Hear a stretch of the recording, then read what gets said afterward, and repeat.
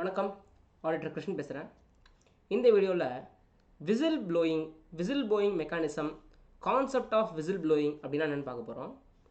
Whistle blowing அப்படின்னா இந்த சென்னைக்கு விசில் போடு அந்த விசில் கிடையாது. ஆக்சுவலி இப்போது ஹேவ் அ சவுண்ட் ஸ்லீப் அப்படின்றாங்கல்ல, சவுண்டு ஸ்லீப்னா நான் கொரட்டை விட்டு தூங்குறதா? ஸோ அப்படி இல்லை, அந்த கான்செப்டை நீங்கள் புரிஞ்சுக்கணும். விசில் ப்ளோயிங் கான்செப்ட் அப்படின்னா என்ன தெரியுமா? போட்டு கொடுக்குறது. இப்படி போட்டு கொடுக்குறது, இதான் விசில் ப்ளோயிங். இப்போ நீங்கள் ஒரு கம்பெனியில் வேலை செய்கிறீங்க, உங்களோட எஜமானம் ஓகே, அதாவது உங்களோட டேரக்டர் ஏதோ பெருசாக தப்பு பண்ணுறாருன்னு உங்களுக்கு தெரியுது. இப்போது எதேச்சியாக இன்கம் டேக்ஸ் டிபார்ட்மெண்ட்லேருந்தோ இல்லைனா வேறு ஏதோ ஒரு டிபார்ட்மெண்ட்லேருந்து ஒரு என்கொயரிக்கு வராங்கன்னு வச்சுக்கோங்க. அப்போது அந்த கம்பெனியில் வேலை செய்கிறதுனால உங்களையும் கூப்பிட்டு கேள்வி கேட்பாங்க. அந்த மாதிரி ஒரு எல்எல்பினா உங்களுக்கு லிமிடெட் லைபிலிட்டி பார்ட்னர்ஷிப் தெரியும்ல, அங்கே இருக்கிற கூட இருக்கிற பார்ட்னர்ஸையும் கேள்வி கேட்பாங்க. ஸோ இப்படி யாராவது அந்த இன்வெஸ்டிகேஷனுக்கு கோஆப்ரேட் பண்ணும்போது கம்பெனியில் நடக்கிற சில அநியாயத்தை அந்த இன்வெஸ்டிகேட்டருக்கு போட்டு கொடுக்குறாங்க தெரியுமா, அந்த இன்ஸ்பெக்டருக்கு போட்டு கொடுக்குறாங்கல்ல, அதுதான் விசில் ப்ளோயிங் கான்செப்ட்னு அர்த்தம். ஸோ விசில் ப்ளோயிங்னா ஒன்றும் இல்லை, உள்ளே நடக்கிறத போட்டு கொடுக்குறது பேர் தான் விசில் ப்ளோயிங்.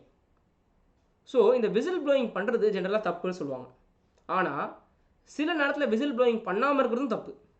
ஸோ கம்பெனியில் நடக்கிற விஷயத்த வெளியில் சொல்லக்கூடாது. ஜென்ரலாக ஒரு கான்ஃபிடென்ஷியாலிட்டி. நீங்கள் ஒரு சார்ட்டர் அக்கௌண்டண்டாக இருக்கீங்கன்னு வச்சுக்கோங்க, உங்களுக்கு நிறைய விஷயங்கள் தெரிய வருது. நீங்கள் ஒரு அட்வொகேட்டாக இருக்கீங்க, நிறைய விஷயங்கள் உங்களுக்கு தெரிய வருதுன்னா நீங்கள் கான்ஃபிடென்ஷியாலிட்டி மெயின்டைன் பண்ணணும், வெளில சொல்லக்கூடாது. அந்த மாதிரி நீங்கள் எந்த இடத்துக்கு உழைக்கிறீங்களோ அந்த இடத்துக்கு ஜென்ரலாக உண்மையாக இருக்கணும், வெளில சொல்லக்கூடாதுன்னு சொல்லுவாங்க. நீங்கள் சைலண்ட்டாக கைண்டிக்கலாமே தவிர வெளில போய் போட்டு கொடுக்கக்கூடாதுன்னு ஜென்ரலாக சொல்லுவாங்க. ஆனால் இப்போ பெரிய பெரிய கார்பரேட்ஸ்லாம் என்ன சொல்கிறாங்கன்னா, அந்த ஷேர் ஹோல்டர்ஸை ஏமாத்துறதுக்கு கம்பெனி முடிவு எடுக்கிறாங்க. ஸோ கம்பெனியில் இருக்கிற டேரக்டர்ஸும் கம்பெனியில் இருக்கிற ஷேர் ஹோல்டர்ஸும் ஒரு நல்ல டேர்ம்ஸில் இல்லை. ஓகேங்களா? அதாவது இந்த டேரக்டர்ஸ் வந்துட்டு ஷேர் ஹோல்டர்ஸை ஏமாத்துற மாதிரி சில வேலைகள் பண்ணுறாங்க. அதை எம்ப்ளாயீஸ் வந்துட்டு விசில் ப்ளோயிங் பண்ணுறதுக்கான ஆப்ஷன்ஸ் கூட அந்த கம்பெனியில் ஒரு மெக்கானிசமாக வைக்கிறாங்க. ஸோ இதை வந்துட்டு பெரிய பெரிய கார்பரேட்ஸ் என்ன சொல்கிறாங்கன்னா விஜில் மெக்கானிசம்னு சொல்கிறாங்க.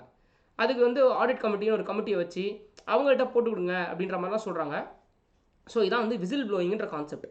இது வந்துட்டு எல்எல்பி ஆக்டில் ஃபவுண்டேஷன் பசங்களுக்கு எப்படி இருக்கும் அப்படின்னா, ஒரு இன்வெஸ்டிகேஷன் நடக்கும்போது நீங்கள் கோஆப்ரேட் பண்ணும்போது சில முக்கியமான விஷயங்களை நீங்கள் ஷேர் பண்ண வேண்டியிருக்கும். அது தப்பு கிடையாது. ஸோ நீங்கள் வந்துட்டு அது வந்துட்டு உங்கள் பார்ட்னரை ஏமாத்துற மாதிரி நினச்சிக்காதீங்க அப்படின்னு சொல்கிறது தான் அந்த விசில் ப்ளோயிங் கான்செப்ட் ஃபவுண்டேஷனை பொறுத்த வரைக்கும்.